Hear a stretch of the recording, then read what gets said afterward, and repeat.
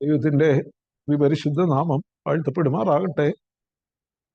ദൈവവചന പഠനത്തിനായി ചേർന്ന് വന്നിരിക്കുന്ന എല്ലാവർക്കും കർത്താവായ യേശുക്രിസ്തുവിന്റെ നാമത്തിൽ സ്നേഹവന്ദനം അറിയിക്കുകയും സ്വാഗതം ചെയ്യുകയും ചെയ്യുന്നു. നമുക്ക് പ്രാർത്ഥനയോടെ തിരുവചന പഠനം ആരംഭിക്കാം. ക്രിസ്തു യേശുവിൽ കൂടെ ഞങ്ങളെ കൂടാതെ സ്നേഹിക്കുന്ന ഞങ്ങളുടെ വാഴ്ത്തപ്പെട്ട ദൈവമേ, സ്വർഗീയ പിതാവേ, വീണ്ടും ഒരു പ്രാവശ്യം കൂടെ തിരുസന്നിധിയിൽ അടുത്ത് വരുവാൻ, തിരുമുഖത്തേക്ക് നോക്കുവാൻ, തിരുവചനം പഠിപ്പാൻ ഞങ്ങൾക്ക് തന്ന വലിയേറിയ അവസരത്തിനായിട്ട് നന്ദിയോട് സ്തോത്രം ചെയ്യുന്നു. ഞങ്ങൾ അങ്ങേ സ്തുതിക്കുന്നു. കർത്താവെ, അങ്ങയുടെ വചനം തേനിനേക്കാളും വെങ്കട്ടേക്കാളും മാധുര്യമേറിയതാകയാൽ നന്ദിയോട് സ്തോത്രം. ഞങ്ങളുടെ നാക്കിന് മധുരമുള്ളതായി തീരുവാൻ കർത്താവെ, ഹൃദയത്തിന്റെ ആഴങ്ങളിലേക്ക് ഇറങ്ങിച്ചെന്ന് ഞങ്ങളുടെ ഹൃദയത്തിലെ ചിന്തകളെയും ഭാവങ്ങളെയും വിവേചിച്ച് ഞങ്ങളെ ദൈവകൃപയിൽ നിലനിർത്തുവാൻ, ദൈവഹിതം തിരിച്ചറിഞ്ഞ് അതനുസരിപ്പാനായിട്ട് ഞങ്ങളെ ഒരുക്കുമാറാകണമേ എന്ന് അപേക്ഷിക്കുന്നു. അവിടുത്തെ കൃപയാൽ അടിയങ്ങളെ ശക്തീകരിക്കണം കർത്താവെ. അങ്ങയുടെ വചനം കൈക്കൊള്ളുന്നതിനും ഗ്രഹിക്കുന്നതിനും തടസ്സമായി ഞങ്ങളുടെ ജീവിതത്തിലുള്ള എല്ലാ കുറവുകളും പാപങ്ങളും അവിടുന്ന് അടിയങ്ങളോട് ക്ഷമിച്ച് അങ്ങയുടെ പുത്രന്റെ രക്തത്താൽ കഴുകി ശുദ്ധീകരിച്ച് കർത്താവെ, അങ്ങേ മഹത്വപ്പെടുത്തുവാനായിട്ട്, വചനം കൈക്കൊള്ളുവാനായിട്ട്, അനുസരിപ്പാനായിട്ട് ഞങ്ങളെ ഒരുക്കണമേ എന്ന് അപേക്ഷിക്കുന്നു. വചനം വിഭാഗിപ്പാൻ അടിയനെയും ശക്തീകരിക്കണം. അവിടുന്ന് മാത്രം മഹത്വമെടുക്കണം. ഹൃദയത്തിന് ശുദ്ധിയും അതിരത്തിന് ശക്തിയും നൽകി അങ്ങേ മഹത്വപ്പെടുത്തുവാനായിട്ട് സഹായിച്ചാട്ട് കർത്താവെ.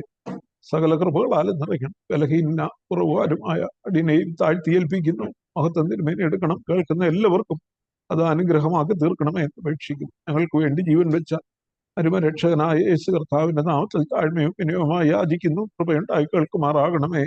ആമേൻ. ദൈവനാമത്തിന് മഹത്വം ഉണ്ടാകട്ടെ. അപ്പോസ്തലനായ പൗലോസ് തീമോഥെയോസിന് എഴുതിയ 2-ാം ലേഖനം 2-ാം അധ്യായം അതിൻ്റെ ആദ്യത്തെ 18 വാക്യങ്ങൾ നമ്മൾ ഒരുമിച്ച് ചിന്തിച്ചു കഴിഞ്ഞു. ഇനിയും 19 മുതലുള്ള വാക്യങ്ങളാണ് നാം ഇന്ന് ചിന്തിക്കുന്നത്. തീമോഥെയോസിന് എഴുതിയ 2-ാമത്തെ ലേഖനം 2-ാം അധ്യായത്തിൽ ഇതിനോടകം പൗലോസ് അപ്പോസ്തലൻ പല ഒരു ക്രിസ്തീയ ശുശ്രൂഷക്കാരനെ പലതിനോട് ഉപമിച്ച് പറഞ്ഞിരിക്കുന്നതായിട്ട് നമുക്ക് കാണുവാനായിട്ട് കഴിയും. Many illustrations Paul has used. Paulose പല ഇല്ലസ്ട്രേഷൻസ് അല്ലെങ്കിൽ പല എക്സാമ്പിൾസ് ഒരു സഭാ ശുശ്രൂഷകൻ എങ്ങനെ ആയിരിക്കണം എന്നുള്ളതിനെ കുറിച്ച്, ഒരു ഇടയൻ എപ്രകാരം ആയിരിക്കണം, തൻ്റെ ശുശ്രൂഷ എങ്ങനെ നിർവഹിക്കണം എന്നെല്ലാം വിവരിപ്പാനായിട്ട് പല ഇല്ലസ്ട്രേഷൻസ് ഈ 2-ാം അധ്യായത്തിൽ തന്നിട്ടുണ്ട്. ഇതിനോടകം പലതും നാം പഠിച്ചു കഴിഞ്ഞു. തുടക്കത്തിൽ പറയുന്ന വിശ്വസ്ത മനുഷ്യരെ പരമേൽപ്പിക്കുക, good stewards of the word of God. ദൈവവചനത്തെ ശരിയായി കൈകാര്യം ചെയ്യുന്ന വിശ്വസ്തമായ ആളുകളെ പരമേൽപ്പിപ്പാനായിട്ട് പറയുന്നു. രണ്ടാമതായിട്ട് പറയുന്നത് തീമോഥെയോസിനോട് പറയുന്നു, നീ ഒരു നല്ല ശുശ്രൂഷകനാകണമെങ്കിൽ നീ ഒരു നല്ല ഭടനായിട്ട് കഷ്ടം സഹിക്കണം. Endure hardship as a good soldier of Jesus Christ. കർത്താവായ ക്രിസ്തുയേശുവിന്റെ നല്ല ഭടനായിട്ട് നീ കഷ്ടം സഹിക്കണം. മാത്രവുമല്ല, ഇവിടെ പറയുന്നുണ്ട്, പട ചേർത്തവനെ പ്രസാദിപ്പിക്കുവാൻ, കമാൻഡിങ് ഓഫീസറെ പ്രസാദിപ്പിക്കുവാൻ, ജീവനകാര്യങ്ങളിൽ ഇടപെടാതിരിക്കുന്ന, ഏത് കഷ്ടത വന്നാലും മുന്നോട്ടേക്ക് പോകുന്ന, തോറ്റ് ഓടുന്നവനല്ല, പിന്മാറുന്നവനല്ല, യുദ്ധം കണ്ട് ഭയപ്പെടുന്നവനല്ല, നല്ല പടയാളിയായി കഷ്ടം സഹിക്കുവാനായിട്ട് അവിടെ രണ്ടാമതായിട്ട് ഉപദേശിക്കുന്നു. മൂന്നാമത്തെ ഇല്ലസ്ട്രേഷൻ അല്ലെ ഉപമാനം എന്ന് പറയുന്നത് മല്ലുകെട്ടുക എന്നാണ് മലയാളത്തിൽ പറയുന്നെങ്കിലും ഒരു നല്ല ഓട്ടക്കാരൻ, ഗുഡ് സ്റ്റിവാർഡ്, ഗുഡ് സോൾജിയർ, മൂന്നാമത്തെ ഗുഡ് അത്ലീറ്റ്, ഒരു നല്ല ഓട്ടക്കാരൻ, നല്ല ഒരു മത്സരത്തിൽ പങ്കെടുക്കുന്ന ഒരു വ്യക്തി, കായിക മത്സരത്തിൽ പങ്കെടുക്കുന്ന ഒരു വ്യക്തി ചട്ടപ്രകാരം ഓടുന്നവനായിരിക്കണം എന്ന് പറയുന്നു. ഒരു സഭാ ശുശ്രൂഷകനെ ഇതിനോടെല്ലാം ഉപമിക്കുക. വിശ്വസ്തനായ ഒരു ദൈവവചനം കൈകാര്യം ചെയ്യുന്നൊരു വ്യക്തി, നല്ല ഭടൻ, മൂന്നാമതായിട്ട് ഒരു നല്ല ഓട്ടക്കാരൻ, നാലാമതായിട്ട് ഒരു നല്ല കൃഷിക്കാരൻ, ഗുഡ് ഫാർമർ, വിളവെടുപ്പിനായി ക്ഷമയോട് അധ്വാനിക്കുന്ന, വിളവെടുപ്പ് വരെ കാത്തിരിക്കുന്ന, ഇടയ്ക്ക് വെച്ച് അവനും ഉപേക്ഷിക്കുന്നില്ല, അങ്ങനെയുള്ള ഒരു വ്യക്തി ആയിരിക്കും ഒരു നല്ല കൃഷിക്കാരൻ. ഒരു നല്ല കൃഷിക്കാരനെ പോലെ നീയും ദൈവ ശുശ്രൂഷ ചെയ്യണം എന്ന് തീമോഥെയോസിനെ ഓർമ്മിപ്പിക്കുകയാണ്. അത് 4-ാമത്തെ ഇല്ലസ്ട്രേഷൻ അല്ലെങ്കിൽ ഉപമാനം എന്ന് നമുക്ക് കാണാനായിട്ട് കഴിയും. നാലാമതായിട്ട് ഇവിടെ പറയുന്നു എ ഗുഡ് വർക്ക്മാൻ, ഒരു ലജ്ജിപ്പാൻ സംഗതിയില്ലാത്ത വേലക്കാരൻ, ഒരു നല്ല വേലക്കാരനായിട്ട്, അതായത് യജമാനൻ ഏൽപ്പിച്ച ജോലി സത്യസന്ധമായി ഉത്സാഹത്തോടെ തീർക്കുന്ന ഒരു വേലക്കാരൻ. മാത്രവുമല്ല, ന്യായവിധി ദിവസത്തിൽ അവന്റെ കണക്ക് തീർക്കുന്ന നാളിൽ, അവന് പ്രതിഫലം കൊടുക്കുന്ന നാളിൽ ലജ്ജിപ്പാൻ വകയില്ലാത്ത ഒരു നല്ല വേലക്കാരൻ. അതാണ് അഞ്ചാമത്തെ ഉപമ എന്ന് പറയുന്നത്. അതായത് ദൈവവചനത്തോട് കൂട്ടുചേർക്കാതെയും ദൈവവചനത്തിൽ നിന്നൊന്നും കുറയ്ക്കുകയും ചെയ്യാതെ ദൈവത്തിന്റെ ആലോചന പൂർണ്ണമായി സത്യസന്ധമായി അറിയിക്കുന്ന, ലജ്ജിപ്പാൻ സംഗതിയില്ലാത്ത ഗുഡ് വർക്ക്മാൻ ആണ് അഞ്ചാമത്തെ ഉപമ എന്ന് പറയുന്നത്. ആറാമത് ഇന്ന് നാം കാണുന്നത് ഇവിടെ ഒരു ഗുഡ് വെസൽ അല്ലെങ്കിൽ വെസൽ ഓഫ് ഓണർ, മാനപാത്രത്തെ കുറിച്ചാണ് ഇന്ന് നമുക്ക് ഇവിടെ കാണാനായിട്ട് കഴിയുന്നത്. 19-ാമത്തെ വാക്യം മുതല് 19, പ്രത്യേകിച്ചും 20-ാമത്തെ വാക്യത്തിലാണ് അത് കാണുന്നത്. 20-ാമത്തെ വാക്യം ഇങ്ങനെ വായിക്കുന്നു: ഒരു വലിയ വീട്ടിൽ പൊന്നും വെള്ളിയും കൊണ്ടുള്ള സാമാനങ്ങൾ മാത്രമല്ല, മരവും മണ്ണും കൊണ്ടുള്ളവയും ഉണ്ട്. ചിലത് മാന്യകാര്യത്തിനും ചിലത് ഹീനകാര്യത്തിനും ഉപയോഗിക്കുന്നു. ഇവയെ വിട്ടകന്ന് തന്നെത്താൻ വെടിപ്പാക്കുന്നവൻ വിശുദ്ധവും ഉടമസ്ഥന് ഉപയോഗവുമായി നല്ല വേലയ്ക്കൊക്കെയും ഒരുങ്ങിയിരിക്കുന്ന മാനപാത്രമായിരിക്കും. വെസൽ ഓഫ് ഓണർ, മാനപാത്രം, ഉടമസ്ഥന് ഉപയോഗമുള്ള, ഉടമസ്ഥന് മാനം വരുത്തുന്ന, ഉടമസ്ഥന് മഹത്വം വരുത്തുന്ന പാത്രം. ഇംഗ്ലീഷിലെ ആ വാക്യം ഇപ്രകാരമാണ്. അതുകൂടെ വായിച്ചിട്ട് നമുക്ക് അതിന്റെ വിശദീകരണത്തിലേക്ക് കടക്കാം. In A large house there are articles not only gold and silver but also of wood and clay. Some are of noble purposes. ചിലത് നോബിൾ പർപ്പസിന് ഉപയോഗിക്കുന്നു. And some are of ignoble, ചിലത് ഹീനകാര്യത്തിനും ഉപയോഗിക്കുന്നു. If a man cleanses himself from the latter. അപ്പോ ഈ പാത്രത്തെ കുറിച്ച് ഇവിടെ പറയുന്നത് ഒരു മനുഷ്യനെ കുറിച്ചാണ്. അതുകൊണ്ടാണ് ഇഫ് എ മാൻ, ഇവയെ വിട്ടകന്ന് തന്നെത്താൻ വെടിപ്പാക്കുന്നവൻ എന്ന് മലയാളത്തിൽ പറയുന്നു. If a man cleanses himself from the latter, ഹീനകാര്യങ്ങളിൽ നിന്ന് തന്നെത്താൻ വിട്ടകന്ന് വെടിപ്പാക്കുന്നവൻ, he will be an instrument for noble purposes. അവന് നോബിൾ ആയിട്ടുള്ള, മാനമുള്ള, യജമാനന്റെ മഹത്വം വരുത്തുന്ന കാര്യങ്ങൾക്ക് ഉപയോഗിക്കപ്പെടുന്ന ഒരു ഉപകരണമായി, ഒരു പാത്രമായിരിക്കും. And he will be made holy, വിശുദ്ധവും യൂസ്ഫുൾ ഫോർ ദ മാസ്റ്റർ, യജമാനൻ ഉപയോഗവുമുള്ള, ഏത് നല്ല പ്രവർത്തിക്കും ഒരുങ്ങിയിരിക്കുന്ന ഒരു മാനപാത്രം ആയിരിക്കും എന്നാണ് പറയുന്നത്. ഇവിടെ തുടങ്ങുന്നത് ഒരു വലിയ വീട്ടിൽ എന്ന് പറഞ്ഞുകൊണ്ടാണ്. In A large house. ഏതാണ് ഈ വലിയ വീടെന്ന് പറയുന്നത്? പൗലോസ് ഒരു ഉപമ ഉപയോഗിക്കുകയാണ്. ഒരു വീട്ടിൽ എന്ന് പറയുന്നത്, ഇവിടുത്തെ വീടെന്ന് പറയുന്നത് ദൈവത്തിന്റെ സഭയാണ്. ദൈവത്തിന്റെ സഭ, ദൈവത്തിന്റെ സഭ ഒരു വലിയ വീടിനോട് ഇവിടെ ഉപമിച്ചിരിക്കുകയാണ്. ആ വീട്ടില് മാനത്തിന് ഉപയോഗിക്കുന്ന പാത്രങ്ങളുണ്ട്, ഹീനകാര്യങ്ങൾക്ക് ഉപയോഗിക്കുന്ന പാത്രങ്ങളുണ്ടെന്ന് പറയും. പാത്രങ്ങൾ എന്ന് പറയുന്നെങ്കിലും നാം ഇതിനോടകം കണ്ടു കഴിഞ്ഞു, അത് വ്യക്തികളെ കുറിച്ചാണ് അവിടെ പറയുന്നത്. ഈ വീട് ദൈവത്തിന്റെ സഭ, ദൈവത്തിന്റെ സഭ എന്ന് പറയുമ്പോൾ അതിന്റെ അടിസ്ഥാനം ആരാണ്? കർത്താവായ യേശുക്രിസ്തുവാണ് അതിന്റെ അടിസ്ഥാനം. അപ്പോസ്തലനായ പൗലോസ് കൊരിന്ത്യർക്ക് എഴുതിയ 1-ാം ലേഖനം 3-ാം അധ്യായത്തിന്റെ 11-ാമത്തെ വാക്യത്തില് ഇപ്രകാരം പറയുന്നു. 1 കൊരിന്ത്യർ 3:11, 3:10 തൊട്ട് വായിച്ചാൽ, എനിക്ക് ലഭിച്ച ദൈവകൃപയുടെ, എനിക്ക് ലഭിച്ച ദൈവകൃപയ്ക്ക് ഒത്തവണ്ണം ഞാൻ ജ്ഞാനമുള്ള ഒരു പ്രധാന ശില്പിയായി ദൈവസഭയ്ക്ക് അടിസ്ഥാനമിട്ടിരിക്കുന്നു. മറ്റൊരുത്തൻ മീതെ പണിയുന്നു. താൻ എങ്ങനെ പണിയുന്നു എന്ന് ഓരോരുത്തനും നോക്കിക്കൊള്ളട്ടെ. യേശുക്രിസ്തു എന്ന ഇട്ടിരിക്കുന്ന അടിസ്ഥാനമല്ലാതെ മറ്റൊന്ന് ഇടുവാൻ ആർക്കും കഴിയുകയില്ല. അപ്പൊ ദൈവസഭയുടെ അടിസ്ഥാനം ആരാണ്? യേശുക്രിസ്തു. യേശുക്രിസ്തു, he is the foundation of this large house. ഈ വലിയ വീടിന്റെ അടിസ്ഥാനം കർത്താവായ യേശുക്രിസ്തു. അതുകൊണ്ട് തന്നെ this house is safe and secure. ഈ വീട് സുരക്ഷിതവും അല്ലെ സംരക്ഷിക്കപ്പെടുന്നതുമായിട്ടുള്ള വീടാണ്.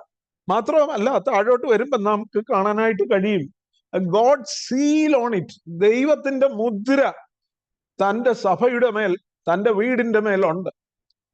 പൗലോസ് അപ്പോസ്തലൻ എഫേസ്യ ലേഖനത്തിലും ദൈവത്തിന്റെ ഗൃഹം എന്ന് ദൈവത്തിന്റെ സഭയെ ഉപമിച്ചിട്ടുണ്ട്. ദൈവത്തിന് ആത്മീയ ഗൃഹമായി നിങ്ങളെ ഒന്നിച്ച് പണിത് വരുന്നു. അതുപോലെ ഒരു ഉപമയാണ് ഇവിടെ ഉപയോഗിക്കുന്നത്. ഇൻ എ ലാർജ് ഹൗസ്, ദൈവത്തിന്റെ സഭ, ദൈവത്തിന്റെ സഭയിൽ, സഭയുടെ മേൽ ദൈവത്തിന്റെ മുദ്രയുണ്ട് എന്ന് താഴോട്ട് വരുമ്പോൾ ഇവയെ വിട്ട് 19ാമത്തെ വാക്യത്തില് എങ്കിലും ദൈവത്തിന്റെ സ്ഥിരമായ അടിസ്ഥാനം നിലനിൽക്കുന്നു. 20ാമത്തെ വാക്യത്തിലാണ് വലിയ വീടെന്ന് ഉപയോഗിക്കുന്നത്. എന്നാൽ അത് പറയുന്നതിന് മുമ്പ് പറയുന്നു ദൈവത്തിന്റെ സ്ഥിരമായ അടിസ്ഥാനം എന്ന് പറയുന്നത് യേശുക്രിസ്തു എന്ന അടിസ്ഥാനമാണ് എന്ന് നമ്മൾ 1 കൊരിന്ത്യർ 3:11 കണ്ടു. അപ്പോസ്തലനായ പൗലോസ് പറയുന്നു, യേശുക്രിസ്തു എന്ന ഇട്ടിരിക്കുന്ന അടിസ്ഥാനമല്ലാതെ മറ്റൊന്നിടുവാൻ ആർക്കും കഴിയുകയില്ല. അതുപോലെ തന്നെ കർത്താവ് തന്നെ മത്തായിയുടെ സുവിശേഷം 16-ാം അധ്യായത്തിന്റെ 18ാമത്തെ വാക്യത്തില് പത്രോസിനോട് പറയുന്നു, പത്രോസെ നീ പാറയാകുന്നു, ഈ പാറമേൽ ഞാൻ എൻ്റെ സഭയെ പണിയും, പാതാള ഗോപുരങ്ങൾ അതിനെ ജയിക്കുകയില്ല. ഈ പാറ എന്ന് പറയുമ്പം കർത്താവ്, ഞാൻ വിചാരിക്കുന്ന കർത്താവ് തന്നെ ചൂണ്ടിക്കൊണ്ടാണ് പറയുന്നത്. ഈ പാറമേൽ, ഞാനാകുന്ന പാറമേൽ, യേശുക്രിസ്തു ആകുന്ന പാറമേൽ. 1 കൊരിന്ത്യർ 10-ാം അധ്യായത്തിലും നാം വായിക്കുന്നുണ്ട്, ആ പാറ ക്രിസ്തു ആയിരുന്നു. അവരെ അനുഗമിച്ച ആത്മീക പാറയിൽ നിന്നല്ലോ അവർ കുടിച്ചത്, ആ പാറ ക്രിസ്തു ആയിരുന്നു. അപ്പൊ ഈ വലിയ വീടിന്റെ, ദൈവസഭയാകുന്ന ഈ വലിയ വീടിന്റെ അടിസ്ഥാനം എന്ന് പറയുന്നത് കർത്താവായ യേശുക്രിസ്തുവാണ്. യേശുക്രിസ്തു എന്ന ഇട്ടിരിക്കുന്ന അടിസ്ഥാനം, അതിനു മീതെ ഓരോരുത്തരും പണിയുകയാണ്. പൗലോസ് പറയുന്നു, ഞാൻ പ്രധാന ശില്പിയും പണിക്കാരനുമായി പണിയുന്നു. ഇവിടെ തീമോഥെയോസിനോട് പറയുകയാണ്, നീയും എന്നോട് ചേർന്ന് ഈ ദൈവസഭയെ പണിതെടുക്കുന്ന ശുശ്രൂഷയിലാണ്. ഈ വലിയ വീട്ടിൽ ഇതിന്റെ അടിസ്ഥാനം കർത്താവായ യേശുക്രിസ്തു ആണ്. മാത്രമല്ല, അടിസ്ഥാനം അതുകൊണ്ട് തന്നെ ഭദ്രവും സുരക്ഷിതവുമാണ്. കാരണം ദൈവത്തിന്റെ മുദ്ര അതിന്റെ മേലുണ്ട്. ഇവിടെ 19ാമത്തെ വാക്യം, എങ്കിലും ദൈവത്തിന്റെ സ്ഥിരമായ അടിസ്ഥാനം നിലനിൽക്കുന്നു, കർത്താവ് തനിക്കുള്ളവരെ അറിയുന്നുവെന്നും കർത്താവിന്റെ നാമം ഉച്ചരിക്കുന്നവനെല്ലാം അനീതി വിട്ടകന്നു കൊള്ളട്ടെ എന്നുമാകുന്നു അതിന്റെ മുദ്ര. So God seal is upon his house, the church of Jesus Christ. കർത്താവായ യേശു ക്രിസ്തുവിന്റെ സഭയുടെ മേൽ, കർത്താവിന്റെ അടിസ്ഥാനത്തിന്റെ മേൽ അപ്പോസ്തലന്മാരും പ്രവാചകന്മാരും ഇടയന്മാരും ഉപദേഷ്ടാക്കന്മാരും ഒക്കെ പണിതെടുക്കുന്ന ഈ സഭയുടെ മേൽ ദൈവത്തിന്റെ മുദ്രയുണ്ട്. ഇതിന്റെ അടിസ്ഥാനം ഭദ്രമാണ്, സുരക്ഷിതമാണ്. മാത്രവുമല്ല, സീൽ എന്നുള്ളത് വേദപുസ്തകത്തിന്റെ ഭാഷയിൽ it represents ownership and security. അത് അതിന്റെ ഉടമസ്ഥന്റെ മുദ്രയാണ് അതിന്മേലെ പതിച്ചിരിക്കുന്നത്. നമ്മള് അപ്പോസ്തല പ്രവൃത്തി 20-ാം അധ്യായത്തില് വായിക്കുന്നുണ്ട്. അപ്പോസ്തലനായ പൗലോസ് എഫെസോസിലെ മൂപ്പന്മാരോട് പറയുമ്പോൾ പറയുന്നു, കർത്താവായ യേശുക്രിസ്തു തന്റെ സ്വന്തം രക്തത്താൽ സമ്പാദിച്ചിരിക്കുന്ന ദൈവത്തിന്റെ സഭയെ ഭരിപ്പാൻ പരിശുദ്ധാത്മാവ് നിങ്ങളെ അധ്യക്ഷരാക്കി വെച്ച ആട്ടിൻകൂട്ടം മുഴുവനെയും സൂക്ഷിച്ചുകൊള്ളുവിൻ. അപ്പോ ദൈവത്തിന്റെ സഭയെ കുറിച്ച് അവിടെ 3 കാര്യം പറയുന്നു. This is the church of God. ദൈവത്തിന്റെ സഭയാണ്. ഇതിനെ സമ്പാദിച്ചതാരാ? കർത്താവായ യേശുക്രിസ്തു തന്റെ സ്വന്തം രക്തത്താൽ സമ്പാദിച്ചതാണ്. മാത്രവുമല്ല, പരിശുദ്ധാത്മാവ് ആ ദൈവത്തിന്റെ സഭയിൽ അധ്യക്ഷരാക്കി വയ്ക്കുവാൻ, ഇടയന്മാരാക്കി വയ്ക്കുവാൻ വിളിച്ച് അടുപ്പിച്ചവരാണ് സഭയിലെ ശുശ്രൂഷകർ. അവരെ കുറിച്ച് പറയുകയാണ്, അവരെ അനീതി വിട്ട് ദൈവത്തിന്റെ സ്ഥിരമായ അടിസ്ഥാനം നിലനിൽക്കുന്നുവെന്നും കർത്താവിന്റെ നാമം വിളിച്ചപേക്ഷിക്കുന്നവനെല്ലാം അനീതി വിട്ടകന്നു കൊള്ളട്ടെ എന്നാകുന്നു അതിന്റെ മുദ്ര. അപ്പൊ കർത്താവിന്റെ സീല്, അവന്റെ മുദ്ര അവന്റെ സഭയുടെ മേൽ ഉണ്ട്. വേദപുസ്തകത്തില് സെരുബാബേലിനോട് പറയുന്നുണ്ട്, പ്രത്യേകിച്ച് സെക്കരിയ പ്രവചനത്തില്, ഞാൻ നിന്നെ എന്റെ മുദ്ര മോതിരമാക്കി. വേദപുസ്തകത്തിന്റെ ഭാഷയിൽ മുദ്ര എന്ന് പറയുന്നത് നമുക്കറിയാം. ദാനിയേലിനെ സിംഹക്കുഴിയിൽ ഇടാൻ ദാരിയാവേശ് കൽപ്പന എഴുതിച്ചു. രാജാവിന്റെ മുദ്രയും അതിന്റെ മേലെ പതിച്ചു. റോമ ഗവൺമെന്റ് കർത്താവായ യേശുക്രിസ്തുവിന്റെ കല്ലറയുടെ മേൽ റോമ ഗവൺമെന്റിന്റെ മുദ്ര പതിച്ചു. കാരണം ആ ഗവൺമെന്റിന്റെ സകല അധികാരവും റെപ്രസെന്റ് ചെയ്യുന്നതാണ് അതിന്റെ മുദ്ര എന്ന് പറയുന്നത്. അപ്പോ ദൈവത്തിന്റെ സഭയാണ്, അതിന്റെ അടിസ്ഥാനം കർത്താവായ യേശുക്രിസ്തുവാണ്. ദൈവത്തിന്റെ മുദ്ര തന്റെ സഭയുടെ മേലുണ്ട്. ആ മുദ്ര പൊട്ടിപ്പാനായിട്ട് ആർക്കും കഴിയുകയില്ല. എന്നാൽ അതിന് ആർക്കും ആരും ധൈര്യപ്പെടുകയില്ല. എന്നാൽ ഇവിടെ ദൈവം ഇതൊക്കെ ചെയ്യുമ്പോഴും, ദൈവം തന്റെ സഭയെ ഭദ്രമായി സുരക്ഷിതമായി സൂക്ഷിക്കുമ്പോഴും, ദൈവത്തിന്റെ സഭയിലെ വിശ്വാസികൾ ചെയ്യേണ്ട ഒരു കാര്യമാണ് 19 വാക്യത്തിന്റെ 2-ാമത്തെ ഭാഗത്ത് പറഞ്ഞിരിക്കുന്നത്. കർത്താവ് തനിക്കുള്ളവരെ അറിയുന്നു എന്നും, കർത്താവ് അറിയുന്നു, God nose whoever belongs to him, ആരൊക്കെ അവന്റെ ഭാഗയാണെന്ന് കർത്താവ് അറിയുന്നു. എന്നാൽ മനുഷ്യനൊരു ഉത്തരവാദിത്വം. അതെന്താണ്? കർത്താവിന്റെ നാമം വിളിച്ചപേക്ഷിക്കുന്നവനെല്ലാം അനീതി വിട്ടകന്നുകൊള്ളണം. 19-ാമത്തെ വാക്യത്തില് അത് നാം വായിക്കുന്നു. അപ്പോ ദൈവത്തിന്റെ വൃതന്മാർ, ദൈവം തെരഞ്ഞെടുത്തവർ അനീതി വിട്ടകന്നുകൊള്ളണം എന്നുള്ളത് ഒരു ഹ്യൂമൻ റെസ്പോൺസിബിലിറ്റിയാണ്. കർത്താവ് തനിക്കുള്ളവരെ അറിയുന്നു എന്നുള്ള വാക്യം സംഖ്യാപുസ്തകം 16-ാം അധ്യായത്തിന്റെ 5-ാമത്തെ വാക്യത്തില് നമുക്ക് കാണാനായിട്ട് കഴിയും. സംഖ്യാപുസ്തകം 16-ാം അധ്യായം. അവിടെ കോരഹും ദാഥാനും അബീരാമും ഒക്കെ മോശയോട് മത്സരിച്ചു കഴിഞ്ഞപ്പോൾ ദൈവം അവരെ പാളയത്തിന് വേറിട്ട് നിർത്തുവാനായിട്ട് കൽപ്പിച്ചു. അപ്പൊ 16-ാമത്തെ അധ്യായത്തിന്റെ 5-ാമത്തെ വാക്യം എങ്ങനെയാ വായിക്കുന്നത്?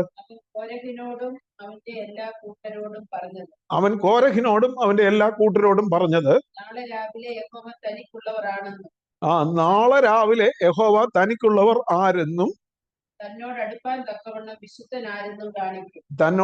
തക്കവണ്ണം വിശുദ്ധൻ ആരെന്നും കാണിക്കും. ആ വാക്യം തന്നെയാണ് ഇവിടെ ഉദ്ധരിച്ചിരിക്കുന്നത്. അപ്പൊ പൗലോസ് ആ സംഭവത്തെ ഇവിടെ ഓർമ്മിപ്പിച്ചുകൊണ്ടാണ്, കോരഹിന്റെ മത്സരത്തെ ഓർമ്മിപ്പിച്ചുകൊണ്ടാണ് ഇവിടെ പറയുന്നത്. ദൈവം തനിക്കുള്ളവർ ആരെന്ന് അറിയുന്നു. ഇനിയും 16-ന്റെ 25 ഒന്ന് വായിച്ച. മോശ എഴുന്നേറ്റ് ദാഥാന്റെയും അബീരാമിന്റെയും അടുക്കൽ ചെന്നു. ഇസ്രായേൽ മൂപ്പന്മാരും അവന്റെ പിന്നാലെ ചെന്നു. അവൻ സഭയോട് ഇസ്രായേൽ സഭയോട് പറയുകയാണ്, ഈ ദുഷ്ടമനുഷ്യരുടെ സകല പാപങ്ങളാലും നിങ്ങൾ സംഹരിക്കപ്പെടാതിരിക്കേണ്ടതിന് അവരുടെ കൂടാരങ്ങളുടെ അടുക്കൽ നിന്ന് മാറിപ്പോകുവി. എന്ന് പറഞ്ഞാൽ അനീതി പ്രവർത്തിക്കുന്നവരോട് ചേർന്ന് നിൽക്കരുത്, അവരെ വിട്ടകന്ന് മാറിപ്പോകണം. അത് തന്നെയാണ് പൗലോസ് ഇവിടെ പറയുന്നത്. ഇവിടെ നമുക്ക് നോക്കുമ്പോൾ കോരഹും ദാഥാനും അബീരാമും മോശയോട് മത്സരിച്ചു. എന്നാൽ ഇവിടെ മത്സരികളായ 2 പേരുടെ പേര് 18-ാമത്തെ വാക്യത്തിൽ പറയുന്നു. ഹുമനയോസും ഫിലേത്തോസും. അവര് സത്യം വിട്ടകന്നുപോയി, പലരുടെയും വിശ്വാസം അവര് മറിച്ച് കളയുന്നു, പുനരുത്ഥാനം കഴിഞ്ഞെന്ന് പറഞ്ഞാൽ ദൈവത്തോട് മത്സരിക്കുക. ഹുമനയോസും ഫിലേത്തോസും ഇവിടെ കോരഹ് ദാഥാൻ അബീരാമിനെ പോലെ തന്നെ അവിടെ ദൈവസഭയിൽ കലക്കമുണ്ടാക്കുന്ന ദുരുപദേശക്കാര് ആണ്. അവരോട് വിട്ടകന്നു കൊള്ളണം. ദൈവം തനിക്കുള്ളവരെ അറിയുന്നു. അതാണ് പൗലോസ് പറയുന്നത്. ദൈവം ആരൊക്കെയാണ് തന്റെ വകയെന്ന് ദൈവം അറിയുന്നു. എന്നാൽ കർത്താവിന്റെ നാമം വിളിച്ചപേക്ഷിക്കുന്ന ഏവനും ഇങ്ങനെയുള്ളവരെ അനീതി വിട്ട് അകന്നുകൊള്ളണം. അതാണ് ദൈവത്തിന്റെ മുദ്ര എന്ന് പറയുന്നത് എന്ന് പറയുന്നു. പ്രിയമുള്ളവരെ, കർത്താവ് അറിയുന്നു. എന്നാൽ ദുരുപദേശമാകുന്ന അർബുദവ്യാധി, ക്യാൻസർ സഭയെ തിന്നു കളയുമ്പോൾ അതിൽ നിന്ന് അകന്നു നിൽക്കേണ്ട ഒരു ഉത്തരവാദിത്വം ഓരോ ദൈവ പൈതലിനും ഉള്ളതാണ്. കോരഹിന്റെയും ദാഥാന്റെയും അബീരാമിന്റെയും കൂടാരങ്ങളിൽ നിന്ന് അകന്നുകൊള്ളുവാനായിട്ട് മോശ പറഞ്ഞു, ദൈവത്തിന്റെ സഭയോട് പറഞ്ഞു. അത് തന്നെയാണ് ഇവിടെ പൗലോസ് പറയുന്നത്. ഹുമനയോസിനെയും ഫിലേത്തോസിനെയും പോലെയുള്ളവർ പുനരുത്ഥാനം കഴിഞ്ഞു എന്ന് പറഞ്ഞ് ദൈവസഭയെ തെറ്റിച്ചു കളഞ്ഞ് ദുരുപദേശങ്ങൾ സഭയിൽ കൊണ്ടുവരികയാണ് ചെയ്യുന്നത്. ഇന്നും പ്രിയമുള്ളവരെ, നമുക്ക് അങ്ങനെയുള്ള സഭാ ശുശ്രൂഷകരെ കാണുവാനായിട്ട് കഴിയും. അനേക ദുരുപദേശങ്ങൾ സഭയ്ക്കുള്ളിലേക്ക് സ്വന്തം ബുദ്ധിയിലും സ്വന്തം താല്പര്യങ്ങൾക്കും അനുസരിച്ച് വലിച്ചിഴയ്ക്കുന്നവർ, അവരെ വിട്ടുകളയുക എന്ന് പറയുന്നു. അപ്പോ ഒരു വലിയ വീടാണിത്. This is a large house. ഇത് ദൈവത്തിന്റെ സഭയാണ്. ഇതൊരു വലിയ വീടാണ്. ഈ വീടിന് ഭദ്രമായ ഒരു അടിസ്ഥാനമുണ്ട്. യേശു ക്രിസ്തു എന്ന ഭദ്രവും സുരക്ഷിതവുമായ അടിസ്ഥാനമുണ്ട്. ആ സഭയിൽ ആരൊക്കെയാണ് തനിക്കുള്ളതെന്ന് കർത്താവ് വ്യക്തമായിട്ടും അറിയുന്നു. എന്നാൽ ദുരുപദേശം അതിൽ കയറ്റുന്നവരുണ്ട്. അവരുടെ ദുരുപദേശങ്ങൾ ക്യാൻസർ പോലെ, അർബുദവ്യാധി എന്നാ വേദോസം പറയുന്നത്, അർബുദവ്യാധി പോലെ സഭയെ തിന്നു കളയുമ്പോൾ അതിൽ നിന്ന് അകന്നു നിൽക്കണം. കർത്താവിന്റെ നാമം വിളിച്ചപേക്ഷിക്കുന്നവൻ അകന്നു നിൽക്കണം. എങ്കിൽ മാത്രമേ കർത്താവിന്റെ മുദ്ര അവന് പ്രയോജനപ്പെടുത്തുള്ളൂ. അവരോട് കൂട്ടിച്ചേരരുത് എന്ന് പറയുന്നു. ഇവിടെ ഒരു വലിയ വീട്ടിൽ പിന്നീട് പറയുകയാണ്, ഒരു വലിയ വീട്ടിൽ പല തരം സാമാനങ്ങൾ ഉണ്ട്. ഒരു വലിയ വീട്ടിൽ പല സാധനങ്ങളുണ്ട്. ചിലത് എന്താ മാനകാര്യത്തിനും ചിലത് ഹീനകാര്യത്തിനും ഉപയോഗിക്കും. അത് സഭയിലെ ആളുകളുടെ വലിപ്പ ചെറുപ്പത്തെ കുറിച്ചൊന്നും അല്ല പൗലോസ് അവിടെ പറയും. ചിലര് വലിയ ആളുകളെന്നോ മാന്യരായ ആളുകളും ചിലര് മോശമായ ആളുകളെന്നല്ല പറയുന്നത്. ഇവിടുത്തെ ഡിസ്റ്റിങ്ഷൻ, ഇവിടുത്തെ വേർതിരിവ്, മാനകാര്യം ഹീനകാര്യം എന്ന് പറയുന്നത് ദുരുപദേശക്കാരും സത്യ ഉപദേശക്കാരും എന്നുള്ളതാണ്. പൗലോസ് ഇവിടെ പറയുന്നത് distinction between true teachers of the word of God and the false teachers. അത് ഞാൻ മുമ്പേ ചൂണ്ടിക്കാണിച്ചതുപോലെ 2 തീമോഥെയോസ് ഈ നമ്മൾ പഠിക്കുന്ന അധ്യായത്തിന്റെ 2-ാം അധ്യായത്തിന്റെ 16 മുതൽ 18 വരെയുള്ള വാക്യങ്ങളിൽ പറയുന്നു.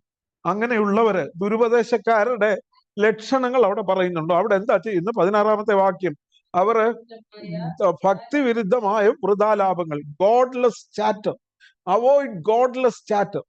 സഭയില് ദുരുപദേശക്കാർ ചെയ്യുന്ന ഒരു കാര്യം, ദൈവവചനത്തെ, സത്യവചനത്തെ യഥാർത്ഥമായി പ്രസംഗിക്കുന്നതിന് പകരം എന്താ, ഭക്തിയിൽ നിന്നും, ദൈവഭക്തിയിൽ നിന്നും, ദൈവഭയത്തിൽ നിന്നും, വിശുദ്ധിയിൽ നിന്നും, ദൈവകൃപയിൽ നിന്നും ദൈവജനത്തെ അകറ്റുന്ന ഒത്തിരി സംസാരങ്ങൾ അവര് സഭയിലേക്ക് കൊണ്ടുവരും. അതിനെയാണ് ഭക്തിവിരുദ്ധമായ വൃഥാലാപങ്ങൾ എന്ന മലയാളത്തിൽ, ഇംഗ്ലീഷിൽ പറയുന്നത് അവോയ്ഡ് ഗോഡ്ലെസ് ചാറ്റർ.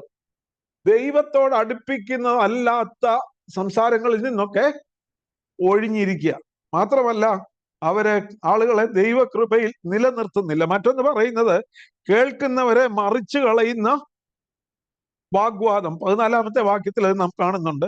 കേൾക്കുന്നവരെ മറിച്ചു കളയുന്നതിനല്ലാതെ ഒന്നിനും കൊള്ളാത്ത വാഗ്വാദം ചെയ്യാതിരിക്കണമെന്ന് ഞാൻ നിന്നെ ഓർമ്മപ്പെടുത്തും. ഇംഗ്ലീഷിൽ ഏതോ വാക്യം വായിച്ചാൽ, keep reminding them of these things, warn them before God against quarreling about words. It is of no value and only ruins those who listen. വാക്കുകളെ പിടിച്ചുള്ള തർക്കങ്ങള് അവര് സഭയിലേക്ക് കൊണ്ടു. ദൈവസഭയ്ക്ക് ഇട്ടിരിക്കുന്ന ഒരു അടിസ്ഥാനമുണ്ട്, കർത്താവായ യേശു ക്രിസ്തു എന്ന അടിസ്ഥാനം. വ്യക്തമായ ഉപദേശങ്ങള് ദൈവവചനത്തിൽ നമുക്ക് തന്നിട്ടുണ്ട്. എന്നാൽ അതൊക്കെ വിട്ട് കളഞ്ഞിട്ട് പലതും ഇതിൻ്റെ അകത്തേക്ക് കയറ്റുന്ന, ഇറക്കുന്ന അനേകരെ നമുക്ക് കാണുവാനായിട്ട് കഴിയും. അതുകൊണ്ടാണ് പൗലോസ് കൊരിന്ത്യർക്ക് എഴുതുമ്പോൾ പറയുന്നുണ്ട്, ഞങ്ങളെ വചനത്തിൽ കൂട്ടിച്ചേർക്കുന്നവരെ പോലെ അല്ല എന്ന് കൊരിന്ത്യർക്ക് എഴുതിയ 2-ാം ലേഖനത്തിൽ പറയുന്നുണ്ട്. ഞങ്ങള് ദൈവവചനത്തിൽ കൂട്ടിച്ചേർക്കുന്നവരെ പോലെ അല്ല എന്ന് പറയുന്നു. എഫെസോസിലെ മൂപ്പന്മാരെ വിളിച്ച് പറയുമ്പോൾ പറയുന്നുണ്ട്, ഞാൻ ദൈവത്തിന്റെ ആലോചന ഒട്ടും മറച്ചു വെക്കാതെ നിങ്ങൾക്ക് അറിയിച്ചു തന്നുവെന്ന്. I conveyed you, I have given you the whole council of God. ദൈവത്തിന്റെ ആലോചന ഒട്ടും മറച്ചു വെക്കാതെ അറിയിക്കുന്ന അവരാണ് യഥാർത്ഥ ട്രൂ ടീച്ചേഴ്സ് എന്ന് പറയുന്നത്. അവര് they are the vessels of honour. സത്യവചനത്തെ യഥാർത്ഥമായി പ്രസംഗിക്കുന്നവര്, അവര് ദൈവസഭയിൽ ദൈവത്തിന്റെ ജനത്തിന് യഥാർത്ഥമായി സത്യസന്ധമായി വചനം പഠിപ്പിക്കുകയും ചെയ്യുന്നവരാണ് മാനപാത്രങ്ങൾ എന്നിവിടെ ഉദ്ദേശിക്കുന്നു.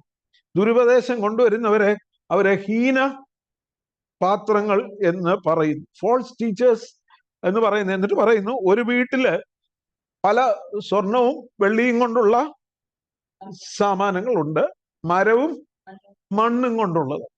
വെള്ളിയും പൊന്നും കൊണ്ടുള്ള സാമാനങ്ങൾ എന്നിവിടെ ഉപയോഗിച്ചിരിക്കുന്നത് true teachers of the word of God. സത്യവചനത്തെ യഥാർത്ഥമായി പ്രസംഗിക്കുന്നവർ, അവരാണ് വെള്ളിയും പൊന്നും കൊണ്ടുള്ള പാത്രങ്ങൾ എന്ന് പറയുന്നത്. എന്നാൽ ഫോൾസ് ടീച്ചേഴ്സ്, ദുരുപദേശക്കാര്, അവര് മരവും മണ്ണും കൊണ്ടുള്ള. മുമ്പേ വായിച്ച 1 കൊരിന്ത്യർ 3-ാം അധ്യായത്തിന്റെ 10 മുതലുള്ള വാക്യങ്ങൾ വായിച്ചാൽ അവിടെ പറയുന്നുണ്ട്, യേശുക്രിസ്തു എന്ന് ഇട്ടിരിക്കുന്ന അടിസ്ഥാനമല്ലാതെ മറ്റൊന്നിടുവാൻ ആർക്കും കഴിയുകയില്ല. ഓരോരുത്തരും എങ്ങനെ പണിയുന്നു എന്ന് നോക്കിക്കൊള്ളട്ടെ. ചിലർ പുല്ല്, മരം, വൈക്കോൽ എന്നിവ കൊണ്ട് പണിയുന്നു, ചിലർ പൊന്ന്, വെള്ളി എന്നിവ കൊണ്ട് പണിയുന്നു. ഓരോരുത്തരുടെ പണിയും തീ കൊണ്ട് ശോധന ചെയ്യും. ചില പണികളൊക്കെ വെന്തു പോകും, അപ്പോ വെന്തുപോകുന്ന പണി പണിയുന്നവർ അവരാണ് എന്താ ഹീന കാര്യങ്ങൾക്ക് ഉപയോഗിക്കുന്ന പാത്രങ്ങൾ എന്ന് പറയുന്നത്. പ്രിയമുള്ളവരെ, നമ്മളൊരു പക്ഷെ ചിന്തിക്കും, ഞാനൊരു സഭാ ശുശ്രൂഷകനോ പട്ടക്കാരനോ പാസ്റ്ററോ ഉപദേശിയോ ഒന്നോ അല്ല എന്ന് ചിന്തിക്കും. എന്നാൽ നാം ദൈവസഭയില് ദൈവം മറ്റുള്ളവരെ പണിതെടുക്കുവാൻ നമ്മെയും ഉപയോഗിക്കുക. ഓരോ വ്യക്തിയെയും മറ്റുള്ളവരെ പണിതെടുക്കുവാൻ ഉപയോഗിക്കുകയാണ്. നാം എങ്ങനെ പണിയുന്നു, ദൈവസഭ എങ്ങനെ പണിയുന്നു, ദൈവസഭയുടെ പണിയിൽ നാം എങ്ങനെ പങ്കാളികളായിത്തീരുന്നു? മാനപാത്രങ്ങളായിട്ടാണോ അതോ ഇഗ്നോബിൾ വെസൽസ്, ഹീന കാര്യങ്ങൾക്ക് ഉപയോഗിക്കുന്ന പാത്രങ്ങളായിട്ടാണോ നാം പണിയുന്നത് എന്നുള്ളത് നാം ചിന്തിക്കണം. മാനപാത്രങ്ങൾ brings honour to the master. മാനപാത്രങ്ങൾ യജമാനന് മാനം വരുത്തുന്നതാണ്, യജമാനന്റെ മഹത്വം വർദ്ധിപ്പിക്കുന്നതാണ്. എന്നാൽ വൃഥാലാഭങ്ങളായിട്ടും കേൾക്കുന്നവരെ മറിച്ചു കളയുന്ന വാഗ്വാദങ്ങൾ ചെയ്യുന്നവരും ദുരുപദേശങ്ങൾ കടത്തുന്നവരെ ഹീനപാത്രങ്ങൾ എന്ന് ഇവിടെ ഉപയോഗിക്കുന്നു. എന്നിട്ട് 21-ാമത്തെ വാക്യം ഇപ്രകാരം പറയുന്നു: ഇവയെ വിട്ടകന്ന് തന്നെത്താൻ വെടിപ്പാക്കുന്നവൻ വിശുദ്ധവും ഉടമസ്ഥൻ ഉപയോഗവുമായി നല്ല വേലയ്ക്കൊക്കെയും ഒരുങ്ങിയിരിക്കുന്ന മാനവ. ഇവയെ എന്ന് പറഞ്ഞിരിക്കുന്ന എന്താണ്? ഇവയെ വിട്ടകന്ന്. ഇംഗ്ലീഷില് ആ വാക്യം 21-ാമത്തെ വാക്യം ഞാനൊന്ന് വായിക്കട്ടെ. If a man cleanses himself from the latter. Latter എന്ന് പറഞ്ഞിരിക്കുന്നത് രണ്ടാമത് 20-ാമത്തെ വാക്യത്തിൽ പറഞ്ഞ ഭാഗമെന്ന്. രണ്ടാമത് പറഞ്ഞ എന്താ? ഹീന കാര്യങ്ങൾക്ക് ഉപയോഗിക്കുന്ന, അവയെ വിട്ടകന്ന്, ദുരുപദേശങ്ങളെ വിട്ടകന്ന്, ദുരുപദേശങ്ങൾ പ്രചരിപ്പിക്കുന്നവരെ വിട്ടകന്ന് തന്നെത്താൻ വെടിപ്പാക്കുന്നവൻ. അവിടെ ഒരു കാര്യം, ഉപദേശം മാത്രം പോരാ, പിന്നെന്താ വേണം? തന്നെത്താൻ വെടിപ്പാക്കുകയും വേണം. പൗലോസ് ഇവിടെ, Paul was admonishing Timothy to separate himself from false teachers. ഈ ദുരുപദേശക്കാരിൽ നിന്നും തന്നെത്താൻ വേർതിരിയണമെന്ന് പൗലോസ് അപ്പോസ്തലൻ തീമോത്തിയോസിനെ ഇവിടെ ഉപദേശിക്കുകയാണ് ചെയ്യുന്നത്. പക്ഷേ ദുരുപദേശങ്ങളിൽ നിന്ന് മാത്രമല്ല വേർതിരിയേണ്ടത്. സെപ്പറേറ്റ് ചെയ്യുമ്പോൾ എന്തുവാ? Since of the flush as well. നമ്മുടെ ജഡമോഹങ്ങളെ വിട്ടകല, ജഡമോഹങ്ങളെ വിട്ടകല. ഒരു സത്യസന്ധമായി ദൈവവചനം പ്രസംഗിക്കുന്നവർ ഉപദേശത്തിൽ മാത്രമല്ല ജീവിതത്തിലും നിർമ്മലത പുലർത്തുന്നവരായിരിക്കണം. ജീവിത വിശുദ്ധി ഇല്ലാതെ ഉപദേശം മാത്രം നല്ലതായതുകൊണ്ട് കാര്യമില്ല. ഇവിടെ പറയുന്നു, ഇവയെ വിട്ടകന്ന് തന്നെത്താൻ വെടിപ്പാക്കുന്നവൻ, a person who cleanses himself. ജഡമോഹങ്ങളെ വിട്ടകന്ന് വിശുദ്ധവും ഉടമസ്ഥൻ ഉപയോഗവുമായി നല്ല വേലയ്ക്കൊക്കെയും ഒരുങ്ങിയിരിക്കുന്ന, prepared to do any good work. ദൈവസഭയിലെ നല്ല വേലയ്ക്ക് ഉപയോഗിക്കപ്പെടണമെങ്കിൽ വിശ്വസ്തമായി ദൈവവചനം പ്രസംഗിക്കുകയും പഠിപ്പിക്കുകയും വേണം. അതേപോലെ തന്നെ ജീവിത വിശുദ്ധിയും സൂക്ഷിക്കേണ്ടതാണ്. ജഡമോഹങ്ങളെ വിട്ടകണം. അതാണ് 22-ാമത്തെ വാക്യത്തിൽ അത് കുറച്ചുകൂടെ വിശദീകരിച്ച് അപ്പോസ്തലനായ പൗലോസ് പറയുന്നത്: യൗവന മോഹങ്ങളെ വിട്ടോടി, ഫ്ലീ ഫ്രം യൂത്ത്ഫുൾ ലസ്റ്റ്. യൗവന മോഹങ്ങളെ വിട്ടോടി വിശ്വാസവും സ്നേഹവും ശുദ്ധ ഹൃദയത്തോട് കർത്താവിനെ വിളിച്ചപേക്ഷിക്കുന്ന ഏവരോടും സമാധാനവും ആചരിക്കും. അപ്പൊ വളരെ വ്യക്തമായിട്ട് പറയുന്നു, ദൈവകരങ്ങളിൽ ഉപയോഗിക്കപ്പെടണമെങ്കിൽ, യജമാനന് ഉപയോഗമുള്ള മാനപാത്രമായി തീരണമെങ്കിൽ, സത്യവചനത്തെ യഥാർത്ഥമായി പ്രസംഗിക്കുന്നവരും ദൈവ ഭക്തിവിരുദ്ധമായ സംസാരങ്ങളിൽ നിന്ന് ഒഴിഞ്ഞിരിക്കുന്നവരും കേൾക്കുന്നവരെ മറിച്ചു കളയുന്ന വാഗ്വാദവും തർക്കത്തിൽ ഏർപ്പെടാതിരിക്കുന്നവരും ആയിരിക്കണം. അതേപോലെ തന്നെ ജീവിത വിശുദ്ധി തന്നെത്താൻ വെടിപ്പാക്കുന്നവരായിരിക്കണം. യൗവന മോഹങ്ങളെ വിട്ടോടുന്നവരായിരിക്കണം. യൗവന മോഹങ്ങൾ, തീമോത്തിയോസ് യൗവനക്കാരനായതുകൊണ്ട് ഫ്ലീ ഫ്രം യൂത്ത്ഫുൾ ലസ്റ്റ്, ജഡത്തിന്റെ മോഹങ്ങളെ വിട്ടോടുന്നവരായിരിക്കണം. ജഡമോഹങ്ങളെ വിട്ടകന്ന് നീതിയെ പിന്തുടരുന്നവരായിരിക്കണം. 1 തീമോത്തിയോസ് 6-ാം അധ്യായത്തിലും പൗലോസ് അപ്പോസ്തലൻ ഇത് തന്നെ പറയുന്നുണ്ട്. 11-ാമത്തെ വാക്യത്തില് നീയോ ദൈവത്തിന്റെ മനുഷ്യനായുള്ളവേ അത് വിട്ടോടി, you a man of God flee നീതി, ഭക്തി, വിശ്വാസം, സ്നേഹം, ക്ഷമ, സൗമ്യത എന്നിവയെ പിന്തുടരുക. അത് വിട്ടോടി, ദ്രവ്യാഗ്രഹം വിട്ടോടുക. മോഹങ്ങളെ വിട്ടോടുക, ജഡമോഹങ്ങളെ വിട്ടോടുക.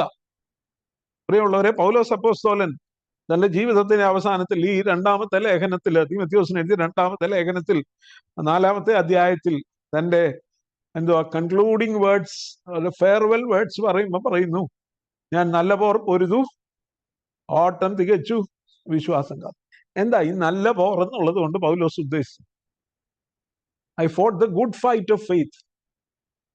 ഞാൻ വിശ്വാസത്തിന്റെ നല്ല പോർ പൊരുതു.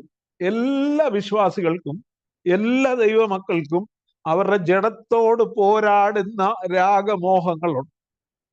എല്ലാവർക്കും. പ്രത്യേകിച്ചും കർത്താവായ യേശുക്രിസ്തുവിനായി വേർതിരിക്കപ്പെടുന്ന ഒരു ദൈവവൈതലിനൊരു വലിയ പോരാട്ടം. പൗലോസ് റോമാലേഖനം 7-ാം അധ്യായത്തിൽ പറയുന്നു, ഞാൻ ഇച്ഛിക്കുന്ന നന്മയല്ല, ഇച്ഛിക്കാത്ത തിന്മയത്ര ചെയ്യുന്നു. എൻ്റെ ബുദ്ധിയോട് പോരാടുന്ന ഒരു പ്രമാണം എൻ്റെ അവയവങ്ങളിൽ ഉണ്ടെന്ന് ഞാൻ കാണുന്നു. അയ്യോ, ഞാൻ അരിഷ്ട മനുഷ്യൻ, പാപത്തിന് അധീനമായ ഈ ശരീരത്തിൽ നിന്ന് എന്നെ ആർ വിടുവിക്കുമെന്ന് പറയുന്നു. പൗലോസിന് ആ പോരാട്ടം ഉണ്ടായിരുന്നു. എന്നാൽ ജീവിതത്തിന്റെ അവസാനത്തിൽ തനിക്ക് പറയുവാനായിട്ട് കഴിഞ്ഞു, ഞാൻ എൻ്റെ ജഡത്തോട് പോരാടിയ എല്ലാ മോഹങ്ങളെയും നല്ല പോരാട്ടം കഴിക്കാൻ. എഫേസ്യ ലേഖനത്തിൽ പറഞ്ഞ പോലെ കർത്താവിലും അവന്റെ അമിത ബലത്തിലും ശക്തിപ്പെട്ട് എൻ്റെ ജഡത്തോട് പോരാടിയ എല്ലാ ജഡമോഹങ്ങളിൽ നിന്നും വിജയം വരിപ്പാനായിട്ട് എനിക്ക് കഴിഞ്ഞുവെന്ന് പറഞ്ഞുകൊണ്ടാണ് താൻ റോമ കൈസറുടെ വാളിന് മുമ്പിൽ തലവെക്കുവാനായിട്ട് പോകുന്നത്. നമ്മുടെ ജീവിതത്തിന്റെ അവസാനത്തിൽ നമുക്ക് അങ്ങനെ പറയാനായിട്ട് കഴിയും. നമ്മൾ എല്ലാ മരണ വീടുകളിൽ ചെല്ലുമ്പോഴും ഈ വാക്യം മിക്കവാറും ആരെങ്കിലും ഒക്കെ ഒന്ന് ധരിക്കും. ഞാൻ നല്ല പോർ പൊരുതു, ഓട്ടം തികച്ചു, വിശ്വാസം കാത്തു, ഇനി നീതിയുടെ കിരീടം എനിക്കായിട്ട്. പ്രിയമുള്ളവരെ, സത്യസുവിശേഷം പ്രസംഗിക്കുക മാത്രമല്ല, യഥാർത്ഥ ഉപദേശം പ്രസംഗിക്കുക മാത്രമല്ല, ജഡത്തോട് പോരാടുന്ന എല്ലാ മോഹങ്ങളെയും വിട്ടകന്ന് നീതി, ഭക്തി, വിശ്വാസം, സൗമ്യത എന്നിവയെ നീ പിന്തുടരുക. 1 തീമോഥെയോസ് 6:11-12 വാക്യങ്ങളില് ഫ്ലീ, ഫോളോ ആൻഡ് ഫൈറ്റ്, 3 കാര്യങ്ങളാണ് പറയുന്നത്. ഫ്ലീ, വിട്ടോടുക. നീയോ അത് വിട്ടോടി ക്ഷമ, വിശ്വാസം, സ്നേഹം, ക്ഷമ, സൗമ്യത, നീതി, ഭക്തി എന്നിവയെ പിന്തുടരുക. U fight the good fight of faith. വിശ്വാസത്തിന്റെ നല്ല പോർ പൊരുതുക. തീമോഥെയോസിന് എഴുതിയ 1-ാം ലേഖനത്തിൽ പറയുന്നു, വിശ്വാസത്തിന്റെ നല്ല പോർ പൊരുതുക. 2 തീമോഥെയോസ് 4-ാം അധ്യായത്തിൽ പറയുന്നു, ഞാൻ നല്ല പോർ പൊരുതു, ഞാൻ ഇതൊക്കെ വിട്ടോടി, യൗവന മോഹങ്ങളെ വിട്ടോടി, ദ്രവ്യാഗ്രഹത്തെ വിട്ടോടി, ലോകത്തിന്റെ മുമ്പിൽ പ്രശസ്തനാകുവാനുള്ള മോഹങ്ങളെ ഞാൻ വിട്ടോടി, എൻ്റെ അവയവങ്ങളിൽ പോരാടുന്ന ഭോഗേച്ഛകളെ ഞാൻ വിട്ടോടി, ഞാൻ നല്ല പോർ പൊരുതു, ഓട്ടം തികച്ചു. പ്രിയമുള്ളവരെ, നമുക്ക് പറയുവാനായിട്ട് കഴിയുമോ? പൗലോസ് ഇവിടെ പറയാണ്, നീ അത് വിട്ടോടണം. വിട്ടോടിയിട്ട് എന്തോ ചെയ്യണം? നീ പിന്തുടരണം. എന്തോ പിന്തുടരണം? നമ്മള് ഒന്ന് വിട്ട് ഓടിയാൽ മാത്രം പോരാ, നല്ലതിനെ പിന്തുടരുന്നവരും ആയിരിക്കണം. നീതിയും വിശ്വാസവും സ്നേഹവും പിന്തുടരണം. മാത്രമല്ല, ഈ പോരാട്ടത്തിൽ നിലനിൽക്കണമെങ്കിൽ മറ്റൊരു കാര്യം കൂടെ ചെയ്യണമെന്ന് 22-ാമത്തെ വാക്യത്തിന്റെ ഒടുവില്, ശുദ്ധ ഹൃദയത്തോട് കർത്താവിനെ വിളിച്ചപേക്ഷിക്കുന്ന എല്ലാവരോടും സമാധാനം ആചരിക്കുക. ഒരു കൂട്ടായ്മയുടെ അനുഭവം വേണം. ഇന്നത്തെ ഒരു വലിയ പ്രശ്നം, യഥാർത്ഥമായി കർത്താവിനെ വിളിച്ചപേക്ഷിക്കുന്നവര് പല സ്ഥലങ്ങളിലായിട്ടാണ് നിൽക്കുന്നത്, അല്ലെ? പല വിഭാഗങ്ങളിലായിട്ട് നിൽക്കുക. അവർക്കൊന്നും ഒരുമിച്ച് വരാൻ കഴിയത്തില്ല. എല്ലാം എന്തെങ്കിലും ചെറിയ കാര്യത്തിന്റെ പേരിലൊക്കെ സെപ്പറേഷൻസ് പറയും. എന്നാൽ യഥാർത്ഥമായിട്ട് കർത്താവിനെ വിളിച്ചപേക്ഷിക്കുന്നവർ ഒരുമിച്ച് നിൽക്കണം. അതാ പറയുന്നത്, ശുദ്ധ ഹൃദയത്തോടെ കർത്താവിനെ വിളിച്ചപേക്ഷിക്കുന്ന ഏവരോടും സമാധാനമാണ്. അവരൊരുമിച്ച് കൂടി പ്രാർത്ഥിക്കണം, ഒരുമിച്ച് പിശാചിനോട് എതിർക്കണം, ഒരുമിച്ച് ദൈവസഭയുടെ നിലനിൽപ്പിനായിട്ട് പോരാടണം. അവരൊരുമിച്ച് ഒരാൾ മറ്റൊരാളിനെ ബലപ്പെടുത്തണം. ജഡമോഹങ്ങളെ വിട്ടോടുവാൻ മറ്റൊരു സഹോദരന്റെ എൻകറേജ്മെന്റ്, കൂട്ടായ്മയും അവന്റെ പ്രാർത്ഥനയും അവന്റെ പ്രോത്സാഹനവും ഒക്കെ മറ്റൊരു സഹവിശ്വാസിക്ക് പ്രയോജനപ്രദമായി തീരും. അപ്പൊ വിട്ടോടണം, പിന്തുടരണം, കൂട്ടായ്മ ആചരിക്കണം, സമാധാനം ആചരിക്കണം, നല്ല പോർ പൊരുതണം. Flee, follow and fight. കർത്താവിനോട് ചേരുമ്പോൾ, കർത്താവിനെ ശുദ്ധ ഹൃദയത്തോട് വിളിച്ചപേക്ഷിക്കുന്ന ഏവരോടും, പ്രത്യേകിച്ചും ജഡമോഹങ്ങളിൽ നിന്ന് വിടുതൽ ലഭിപ്പാൻ ശുദ്ധ ഹൃദയത്തോട് കർത്താവിനെ വിളിച്ചപേക്ഷിക്കുന്ന എല്ലാവരോടും സമാധാനം ആചരിപ്പാൻ, കൂട്ടായ്മ ആചരിപ്പാൻ പ്രിയമുള്ളവരെ നമുക്ക് കഴിയണം. കർത്താവ് തനിക്കുള്ളവരെ അറിയുന്നു. ഇവിടെ തീമോഥെയോസിന് എഴുതിയ 1-ാം ലേഖനത്തിലും പൗലോസ് വളരെ വ്യക്തമായിട്ട് പറയുന്നത് ഒരു നല്ല ശുശ്രൂഷകന് വേണ്ടുന്ന ഗുണഗണങ്ങളെ കുറിച്ച് പറയുമ്പോൾ ശുദ്ധ ഹൃദയം, അല്ലേ? 1 തീമോഥെയോസ് 1-ാം അധ്യായത്തിന്റെ 5-ാമത്തെ വാക്യം, ശുദ്ധ ഹൃദയം, നല്ല മനസാക്ഷി, നിർവ്യാജ വിശ്വാസം എന്നിവയാൽ ഉളവാകുന്ന സ്നേഹം തന്നെ.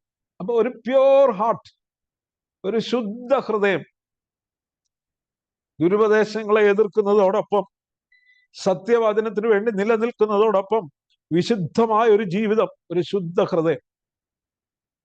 ഞാൻ വിചാരിക്കുന്നത് ദാവീദ് രാജാവിന്റെ പ്രാർത്ഥന നാം എല്ലാവരും പ്രാർത്ഥിക്കണം. 51-ാം സങ്കീർത്തനത്തിൽ ദാവീദ് ഇപ്രകാരം പ്രാർത്ഥിക്കുന്നു: ദൈവമേ, നിർമ്മലമായ ഒരു ഹൃദയം എന്നിൽ സൃഷ്ടിച്ച് സ്ഥിരമായ ഒരു ആത്മാവിനെ എന്നിൽ പുതുക്കണം. എല്ലാവരും പ്രാർത്ഥിക്കേണ്ട ഒരു പ്രാർത്ഥനയാണ്. ദൈവമേ, നിർമ്മലമായ ഒരു ഹൃദയം എന്നിൽ സൃഷ്ടിക്കണം. ശുദ്ധ ഹൃദയം, നിർമ്മല മനസാക്ഷി, നിർവ്യാജ വിശ്വാസം, ഇവയുണ്ടെങ്കിൽ ഇവയാൽ ഒരു സ്നേഹം ഉളവാകും. ആ സ്നേഹം കൊണ്ടാണ് ഈ വലിയ വീടാകുന്ന കർത്താവിന്റെ സഭ ഒരുമിച്ച് പണിയപ്പെടേണ്ടത്. അതാണ് ഇവിടെ ദൈവം നമ്മെക്കുറിച്ച് ആഗ്രഹിക്കുന്നത്. അപ്പൊ സത്യവിശ്വാസികള് പിരിഞ്ഞു നിൽക്കുന്നത് സങ്കടകരമാണ്. അവർ ഒരുമിച്ച് കൂടി കർത്താവിനെ മഹത്വപ്പെടുത്തും. ദൈവം മാനപാത്രങ്ങളായി നമ്മെ ഉപയോഗിക്കണമെങ്കിൽ മറ്റൊരു കണ്ടീഷനോട് ആവശ്യമാണ്. ഒരു പാത്രത്തെ ദൈവം നിറയ്ക്കണമെങ്കിൽ that vessel must be empty, അല്ലേ? If God has to fill a vessel, that vessel must be empty. ദൈവം ഒരു പാത്രത്തെ നിറയ്ക്കണമെങ്കിൽ ആ പാത്രം ഒഴിഞ്ഞതായിരിക്കും. നമ്മുടെ ചിന്തകളും നമ്മുടെ മോഹങ്ങളും ഞാനെന്ന ഭാവവും ഒക്കെ നീക്കണം. ആ പാത്രം ഒഴിഞ്ഞതായിരിക്കണം. മാത്രമല്ല, ഇറ്റ് മസ്റ്റ് ബി ക്ലീൻ. അത് ശുദ്ധിയുള്ള പാത്രം ആയിരിക്കണം, വിശുദ്ധവും നിർമ്മലവുമായിരിക്കണം. എങ്കിലേ ദൈവത്തിന് ആ പാത്രത്തെ നിറയ്ക്കുവാൻ, തന്റെ ആത്മാവിനാൽ നിറയ്ക്കുവാൻ, തന്റെ മാനത്തിനായി, തന്റെ മഹത്വത്തിനായി ഉപയോഗിക്കുവാനായിട്ട് കഴിയും. മാത്രമല്ല, we must be available. So for God to fill us, we must be empty, clean and available. നമ്മള് ഒഴിയപ്പെട്ട പാത്രമായി ദൈവസന്നിധിയിലേക്ക് ചെല്ലണം, വിശുദ്ധമായ പാത്രമായി ദൈവസന്നിധിയിലേക്ക് ചെല്ലണം. മാത്രമല്ല, യജമാനൻ ഉപയോഗിക്കുവാനായിട്ട് ദൈവകരങ്ങളിൽ അവൈലബിൾ ആക്കി കൊടുക്കണം, ഏൽപ്പിച്ചു കൊടുക്കുന്ന പാത്രങ്ങളായി തീർന്നാൽ God will take us, fill us and use us for his glory. ദൈവം നമ്മെ തന്റെ കരങ്ങളിൽ എടുക്കും, അവൻ നമ്മെ നിറയ്ക്കും, തന്റെ മഹത്വത്തിനായി അവൻ നമ്മെ ഉപയോഗിക്കും. എന്നാൽ പാപവും അനുസരണക്കേടിനാലും നാം നിറയുന്നുവെങ്കിൽ അവൻ നമ്മെ ശുദ്ധീകരണത്തിലൂടെ കടത്തിവിടും. ഉപയോഗയോഗ്യമാക്കുവാൻ we must be vessels that are sanctified by the blood of Jesus Christ, to be filled by the Holy Spirit, to use for the glory of the Master. കർത്താവായ യേശുക്രിസ്തുവിന്റെ രക്തത്താൽ കഴുകപ്പെട്ടവരായി, ഒഴിയപ്പെട്ടവരായി, വിശുദ്ധീകരിക്കപ്പെട്ടവരായി, ദൈവത്തിന്റെ ആത്മാവിനാൽ നിറയ്ക്കുവാൻ ഒരുക്കപ്പെടുന്നവരായി, ദൈവനാമ മഹത്വത്തിനായിട്ട് ദൈവകരങ്ങൾ ഏൽപ്പിക്കുന്നവരായി തീരും. 6 ഉപമാനങ്ങൾ അപ്പോസ്തലനായ പൗലോസ് ഇവിടെ തീമോഥെയോസിനോട് 2-ാം അധ്യായത്തിൽ പറയുന്നു. 1, നീ ഒരു വിശ്വസ്ത ശുശ്രൂഷ, ഗുഡ് സ്റ്റിവാർഡ്, ഒരു നല്ല വിശ്വസ്ത കാര്യവിചാരകൻ ആയിരിക്കണം. 2-ാമത്, you must be a good soldier, അല്ലേ? ഒരു നല്ല ഭടനായി കഷ്ടം സഹിക്കണം. പിന്നെ പറയുന്നു, you must be a good athlete, നീ ഒരു നല്ല ഓട്ടക്കാരൻ ആയിരിക്കണം. 4-ാമത് പറയുന്നു, you must be a good farmer, അല്ലേ? നീ ഒരു നല്ല കൃഷിക്കാരനെ പോലെ അധ്വാനിക്കുന്നവനായിരിക്കണം. 5-ാമത് പറയുന്നു, you must be a skilled workman approved by God. നീ ദൈവസന്നിധിയിൽ ലജ്ജിപ്പാൻ വകയില്ലാത്ത, ദൈവത്താൽ അംഗീകരിക്കപ്പെട്ട, ദൈവത്തിന് സമ്മതനായ ഒരു വേലക്കാരൻ ആയിരിക്കണം. 6-ാമത്തേത് പറയുന്നത്, U must be A vessel of owner. നീ ദൈവത്തിന്റെ കരങ്ങളിൽ ഉപയോഗിക്കപ്പെടുന്ന, ദൈവത്തിന്റെ ആത്മാവിനാൽ നിറയ്ക്കപ്പെടുന്ന വിശുദ്ധമായ ഒരു മാനപാത്രമായി ദൈവനാമ മഹത്വത്തിന് വേണ്ടി ഉപയോഗിക്കപ്പെടും. പ്രിയമുള്ളവരെ, നമുക്കും നമ്മെ തന്നെ അതിനായിട്ടൊന്ന് ഏൽപ്പിക്കാം. 7-ാമത്തെ ഉപമാനത്തെ കുറിച്ച് അടുത്ത ദിവസം നമുക്ക് വീണ്ടും ചിന്തിക്കാം. നമുക്ക് കണ്ണുകളെ അടച്ച് നമ്മുടെ ഹൃദയങ്ങളെ ഒന്ന് ഏകാഗ്രമാക്കാം. യജമാനന്റെ കരങ്ങളിൽ ഉപയോഗിക്കപ്പെടുവാൻ, കർത്താവെ, എൻ്റെ ഉള്ളിലെ പാപവും അനുസരണക്കേടും ഞാൻ എന്ന പാപവും ഒക്കെ മാറ്റി ഒരൊഴിഞ്ഞ പാത്രമായി, വിശുദ്ധീകരിക്കപ്പെട്ട പാത്രമായി ദൈവത്തിന്റെ പരിശുദ്ധാത്മാവിനാൽ നിറയ്ക്കപ്പെടുവാൻ എന്നെ തന്നെ ദൈവകരങ്ങളിൽ ഏൽപ്പിക്കുന്ന കർത്താവെ, എന്നെ അങ്ങയുടെ കരങ്ങളിൽ എടുക്കണമേ. അങ്ങയുടെ ആത്മാവിനാൽ നിറയ്ക്കണമേ. അങ്ങയുടെ നാമമഹത്വത്തിനായി ഉപയോഗിക്കണമേ. അങ്ങനെ ഒരു മാനപാത്രമാക്കി തീർക്കണമേ എന്ന് നമുക്ക് പ്രാർത്ഥിക്കാം. നമ്മുടെ കണ്ണുകളെ അടയ്ക്കാം, ഹൃദയങ്ങളെ ദൈവസന്നിധിയിൽ ഏകാഗ്രമാക്കാം. നമുക്ക് പ്രാർത്ഥിക്കാം. Mister P J John